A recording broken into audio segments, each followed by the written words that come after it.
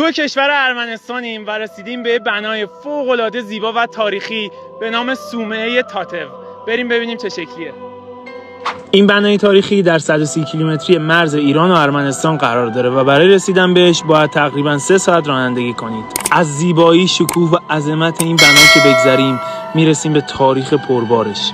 شاید باورتون نشه ولی صومعه تاتو قبل از میلاد مسیح مورد استفاده قرار می‌گرفته و درون اون یک معبد آیین مهرپرستی قرار داشته که بعدها با ترویج دین مسیحیت تبدیل به کلیسا و کم کم صومعه توسعه پیدا میکنه.